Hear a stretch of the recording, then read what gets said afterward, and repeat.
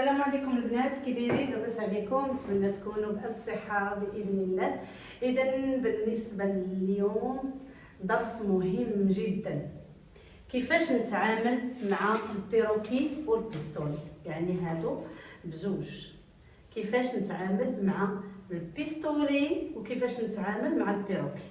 اذا انا محترفه، انا كنفصل، ولكن باقي عندي مشكل. البنات اللي كيسالوني واللي كنشوف التطبيق ديالكم، التطبيق ديالكم اللي كتحطوا ليا، وللتذكير الاخوات اللي بغاو يدخلوا الجروب ديال الواتساب. الجروب ديال الواتساب فيه التطبيقات والتصحيحات، واضح؟ اذا من بعد ما كتشوفوا الدرس كتحطوا لي التطبيق في الجروب ديال الواتساب، انا كنصحح لكم باش تعرفوا الخطا من الصحيح. اذا بالنسبه للاخوات اللي كيحطوا لي التطبيق، كاين بعض الاماكن، يعني بعض التطبيقات عوض ما يكون البيستولي هكا كتخدموا به هكا، وعوض ما يكون البيروكي هكا، يعني باقي عندكم داك الارتجال ديال، وخصوصا البنات اللي راكم يعني تبارك الله ما شاء الله احترفتوا. اذا بالنسبه للاخوات اللي بغاو يدخلوا للجروب ديال الواتساب، الرقم ديالي ها هو، غادي تلقاوه في العنوان ديال الدرس. ولكن مني تدخلي عندي الواتساب عطيني الاسم ديالك الكامل، او الاسم والمدينه او البلد، باش نلقى باش ندخلك. اما ملي كطلعي لي غير بالرقم راه ما عندي كيفاش ندخلك. اذا عطيني الاسم الكامل او المدينه والبلد باش ندخلك في الجروب ديال التطبيقات والتصحيحات. مرحبا بكم جميعا. اذا اليوم ان شاء الله غادي نعرف كيفاش نتعامل مع البيروكي، وغادي نعرف كيفاش نتعامل مع البيستولي. اذا اول معلومه غادي نعطيها لكم، وهو هاد البيروكي ولا هاد البيستولي فيهم، شوفوا الا حطيت واحد على واحد، فيهم النصف العلوي جاي داير، غير هذا داير يعني دوره خفيفه، عنده الدوره ديالو شويه خفيفه، وهذا عنده الدوره ديالو يعني عريضه وكبيره، واضح؟ بالنسبه للجزء الثاني اللي كاين عنده، وهو غير حاجه غير مايله، يعني غير الاطراس مايل، واضح؟ اذا هذا غادي نستعملو بطريقه ذكيه. غنستعملو بطريقه ذكيه. شنو غادي ندير؟ غادي نحاول انني البلاصه اللي راها دايره، يعني اي بلاصه دايره يعني دايره بحال هكا، جايه دايره هكا، جايه دايره هكا، جايه دايره هكا، الكول داير، عندنا السروال لافوش دايره، عندنا الكوال دايرين، عندنا التركيز داير، عندنا هنا شويه داير يعني جاي مايل هكا، اغوندي يعني جاي كيدور، واضح؟ اذا هادو كنستعمل فيهم هاد النصف العلوي، كنحاول نستعمل هاد النصف العلوي. ولكن بالنسبه غير الحاجه اللي غير مايله، يعني بحال دابا من تحت الابط، يعني من الصدر للحزام جاي غير مايل، واضح؟ مايل، نحاول انني نخدم بهاد الجهه اللي مايله، نخدم بهاد الجهه اللي مايله. كذلك لافوش عندي دايره نخدمها هكا، عندي من تحت لي هونش لتحت غير مايله نخدم بها هكا، الجزء العلوي ديال التركيز غير مايل نخدم به هكا، واضح؟ اذا هادو معلومات ندخلهم من راسي اولا. ثانيا غنعرف كيفاش نحط البيروكي والبيستولي. اذا هذه هي القاعده ديالي. انا ما تراسيتش التركيز، وما تراسيتش اعضاء الرقبه، وما تراسيتش الجناب، باش نوريكم كيفاش كنحطوا البيروكي والبيستولي. لان حنا خصوصا البنات اللي راهم مبتدئات، خاصني اولا نفرق ما بين البيستولي وما بين البيروكي، واضح؟ اذا هذا بيستولي وهذا بيروكي. اذا ملي كنقول هذه البلاصه فيها بيستولي راه هذه، وملي كنقول بلاصه فيها بيروكي راه هذا، واضح؟ اذا الان المعلومه اللي غادي نقول لكم على القاعده بالنسبه للبيروكي والبيستولي، عمرهم كيكونوا لداخل، واضح؟ اذا عمري ما نطراسي هكا، اولا غنطراسي هكا، اولا غنطراسي هكا، اولا غنطراسي هكا، واضح؟ اذا هادو بزوج ما كيكونوش داخل القاعده ديالي، ديما راهم خارجين. اذا هنا غادي نطراسي هكذا، وهنا غنطراسي هكذا، والجناب هكذا، والجناب هنا لتحت هكذا. غادي يدخل لي في الاطار ديال القاعده ديالي في حاله واحده.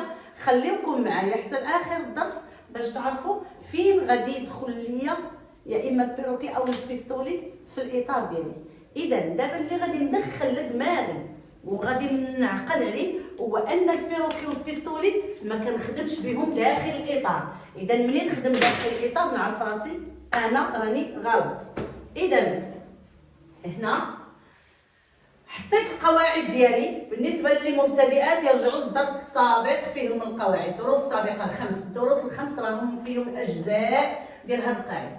اذا هنا ملي خديت 8 سنتيم وخديت هاد 1 سنتيم بزاويه قائمه، لاحظوا خديت 1 سنتيم بزاويه قائمه، ها هي 1 سنتيم كتبان لكم مزيان واضح. اذا هاد 1 سنتيم غادي نقلب عليها بالبيستولي. اذا رقبه الخلف كنخدمها بالبيستولي ماشي بالبيروكي، واضح. اذا نتابعوا معايا. غادي ناخذ البيستولي بهذه الطريقه. انتبهوا البنات ملي نكون كنخدم نعرف البوزيسيون. الا درت بحال هكا واضح. انا علاش درت هاد 1 سنتيم؟ درت 1 سنتيم باش نقلب عليها بالبيستولي حتى كنلقاها يعني باغاليل مع البيستولي ديالي، يعني كتسامى ليا مع البيستولي ديالي، كتقاد ليا مع البيستولي ديالي. اذا ملي غندير بحال هكذا الا بقيت كنقلب هذيك 1 سنتيم ما غاديش تقاد لي مع البيستولي، واضح. اذا دابا انا خدامه بالبيستولي خارج الاطار، هذه عمليه صحيحه. ولكن واش نقلبوا هكذا ولا نقلبوا هكذا؟ هنا فين خاصك تركزي معايا. اذا انا قلت هاد الجهه هادو كنديرهم في البلايص الدايرين، وبما ان الرقبه جايه دايره عندي اذا هاد الطريقه هذه عندي خطا. من جهه ما غاديش تقاد لي مع البيروكي، شوفوا يعني يلاه كتاخذ لي واحد 0.2 ملم، واخا نبقى نقلب عليها ما غنلقاهاش بهذه الطريقه. اذا انا في الوضعيه الخطا. هذه هي الوضعيه الصحيحه. شوفوا معايا 1 سنتيم تقادات لي مع البيستولي ديالي، واضح. انا غادي نطراسيها وهاي واضح. اذا هنا تقادات لي مع 1 سنتيم. اذا هذه هي الوضعيه الصحيحه بالنسبه لرقبه الخلف. مفهوم؟ الان غنوصلوا للتركيز. التركيز كذلك خدينا فيه 1 سنتيم زاويه قائمه اللي قلنا في الدرس السابق. مفهوم؟ اذا هنا قلت هاد البلاصه هذه جايه غير مايله. الا لاحظتوا معايا هنا ما يمكنليش غادي ندور، مي كاينه دوره خفيفه غير مايله، دوره غير مايله شويه، واضح. هنا اللي عندي الدوره. اذا هذا غنخدم به في الجهه اللي مايله، وهذا غنخدم به في الجهه اللي محفره، واضح. دايره هكا يعني محفر. هنا يعني هذه راه غير عمليه يعني الذكاء وصافي باش نبقى عاقله. اذا اول حاجه غادي ناخذ 1 سنتيم. بالنسبه للاخوات اللي كيديروا هكذا يعني بوزيسيون غلط، كيف ما قلت لكم انا خارج الاطار ولكن انا في الوضعيه الخطا، لانني الا درت بحال هكذا هذيك 1 سنتيم ما غاديش تقاد لي مع البيروكي ديالي. اذا هذيك 1 سنتيم راه حنا ماشي درناها غير على ود باش تقول لي ها منين ندوز، مي كتعطي لي حتى الوضعيه الصحيحه ديال البيستولي او البيروكي. اذا غادي نعاود نقلب وغادي نقلب على 1 سنتيم فوالا حتى كنلقاها ها هي تقادات لي مع البيروكي ديالي. شوفوا معايا ها هي تقادات، وكنجيبها للنقطه ديال 2 سنتيم اللي حطينا في النصف ديال التركيز. مفهوم؟ اذا الان بقات لي هذه الوضعيه، هذا الجزء هذا خاصني نشوف الوضعيه ديال البيروكي. اذا هنا كيف ما قلنا، هنا كيف عطيتكم المعلومه والسر ديال التركيز اللي كاين في الدرس السابق. اذا هنا غادي نخدموا على قطعتين. شوفوا معايا، اذا هذا الجزء هذا غنخدموا على جزئين مع البيروكي. ولاحظوا معايا انا جهه الابط ديالي تحت محفر، اذا حتى هنا جبتو محفر. شوفوا خدمت بهذه الدوره هذه. اذا غادي نخلي واحد المسافه ما بين الخط وهنا، وغادي نطراسي حتى النصف. الشرط اللي دائما تنقول لكم وهو انني ناخذ من الخط الذي سبق، من الخط الذي سبق. اذا الان بقى لي هذا الجزء الثاني. شوفوا شنو غادي ندير، غادي نقلب البيروكي وغادي ناخذ كذلك من الخط الذي سبق وغادي نجيب مع اخر نقطه في الصدر، وبهذا كنكون ما خديتش من خط الصدر، ما كنكون ما خديتش منه. مفهوم؟ كنكون خديت منه يلا 1 سنتيم. اذا الان غادي نشوف، انتبهوا معايا هنا ما بين الصدر والحزام وما بين الحزام والحوض. اذا هنا هذا الدرس هذا هذه هي المعلومه المهمه علاش درت لكم هذا الدرس. اذا امتى نخدم بالبيستولي وامتى نخدم بالبيروكي. اذا هنا كيبقى عندي واحد الذهن. بعض المرات كنقول واش غنخدم بالبيروكي ولا بالبيستولي، رغم اني عارفه الوضعيه الصحيحه. يعني الوضعيه الصحيحه هي غنخدم هكذا ومن هنا غنخدم هكذا، ياك انا عارفه الوضعيه الصحيحه، ولكن واش نخدم بهذا ولا نخدم بهذا. اذا البنات سجلوا عندكم، نخدم بالبيستولي اذا كان الفرق ما بين الصدر والحزام اقل من 2 سنتيم. بمعنى الا عندي هنا 30 وهنا عندي 29، يعني الفرق بيناتهم 1 سنتيم. مفهوم؟ راها اقل من 2 سنتيم. اذا هنا غنخدم بالبيستولي، واضح؟ واذا كان الفرق ما بين الصدر والحزام اكثر من 2 سنتيم، بمعنى الا عندي هنا في الصدر عندي 30 وهنا عندي 27، شحال تاع الفرق؟ برافو عليك، 3 سنتيم. اذا هنا عندي اكثر من 3 سنتيم، اكثر من 2 سنتيم عفوا. اذا هنا غادي نخدم بالبيروكي. اذا نخدم بالبيستولي الا كان الفرق ما بين الصدر والحزام اقل من 2 سنتيم، ونخدم بالبيروكي الا كان الفرق ما بين الصدر والحزام اكثر من 2 سنتيم. مفهوم؟ الا كان الفرق ما بين الصدر والحزام يساوي 2 سنتيم، يساوي 2 سنتيم، هنا لك الاختيار. واضح؟ علاش؟ هنا غادي نقول لكم واحد الحاجه، انتبهوا معايا هنا. اذا هنا انا غادي نعبروا لكم بالمسطره. مفهوم؟ اذا هنا في الصدر عندي هنا عندي 37، هنا عندي عفوا عندي 38 وهنا عندي 36. اذا الفرق شحال؟ يساوي 2 سنتيم. مفهوم؟ يساوي 2 سنتيم. اذا هنا شوفوا معايا يمكن لي نخدم بهكا، واضح؟ ويمكن لي نخدم بهكا لان الفرق يساوي 2 سنتيم. غادي ننقص شويه هنا، غادي ننقص شويه.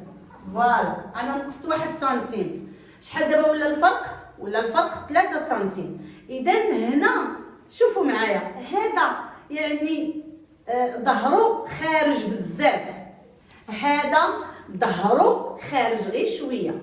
اذا لو كان الفرق اقل من 1 سنتيم هذا راه خارج غير شويه، ما غاديش يكفيني. يعني هذا يعني ظهره خارج بزاف، يعني كيعطيني ان ديك الدخله ديال الحزام. وهنا يمكن لي، هنا خاصني ماشي يمكن لي، ضروري انني نخدم بالبيروكي.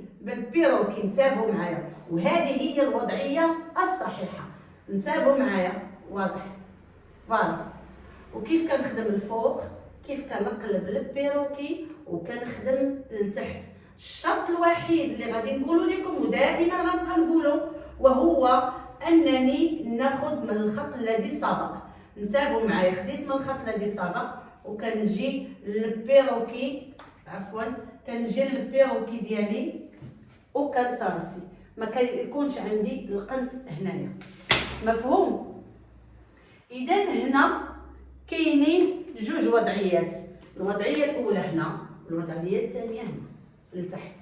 هنا بالنسبه للاخوات اللي تيغلطوا ويديروا هكذا، الا درت هكذا ما ننساش انني راني كناخذ من ربع الصدر. حنا علاش كنجيبوه مايل من هنا؟ لان لا درت معكم اون بروفيل هنا راه ربع الصدر هو هذا، ولكن تقريبا واخد لي هنايا واحد 4 سنتيم من الصدر ديالي ولا 6 سنتيم، كلها غدا نفس العبار، كلها غدا نفس العبار، لان لسان ديالنا وهنا كيكونوا عامرين. يعني هنا عندي واحد المسافه على الاقل ديال واحد 6 سنتيم ولا 4 سنتيم، اللي هذيك المسافه راه هي هذه. يعني من هنا لهنا ما خصنيش نحفر، الا حفرت غادي نقص من ربوع الصدر، اذا خصني نجي غير مايله. مفهوم؟ اذا هنا بالنسبه للجلال ديالنا اللي هما هادو حددناهم، قلنا في الدرس اللي قلنا قبل غادي نجيو بالمسطره من تحت على الجلال وغادي نجي حتى لهنا وغنخلي واحد المسافه، هذه اللي غادي تستعملها بالبيستولي. بيستولي اما هكذا واما هكذا كيف ما جاكم. الشرط دائما اللي غنقول لكم هو كناخذ من هنا وكناخذ من هنا باش ما كيعطينيش القنص، كيعطيني خط متصول، خط غادي نيشان ما فيهش الارتجال ما فيهش نقط. واضح؟ هنا غادي نوصلوا للنقطه اللي قلت لكم البيستولي غادي يدخل الاطار ديالي. اذا هنا غنطلع ب3 وغادي نقسم هنا نصف، هنا ب3 أو 4. واضح؟ وهنا فين غادي يدخل لي البيستولي الاطار ديالي. هذه هي اللقطه او اللحظه اللي غيدخل فيها البيروكي الاطار ديالي. اذا هذا الاطار هذا ما كندخلش ليه البيستولي ولا البيروكي الا في حاله واحده اللي هي هذه. واضح؟ اذا البنات كنتمنى انكم تكونوا استفدتوا، لا المبتدئات ولا المتمكنات ولا المحترفات. هذه معلومات عطيتها لكم عن تجربه وعن خبره ديال 31 سنه. اذا ما شاء الله عليكم، دخلوا عندي للواتساب، الرقم ديالي راه في العنوان باش تحطوا لي التطبيقات. وهنا ما عمرك غادي تختلفي مع البيروكي والبيستولي، بالعكس غادي ديري معاهم علاقه جيده. طلبي الوحيد هو انكم تبارطاجيو رابط القناه مع اكبر عدد ممكن. خليو لا الفيديو يمشي كامل حتى كيكمل عاد ديري جيم. شكرا لك وتحيه لكل المشاهدين.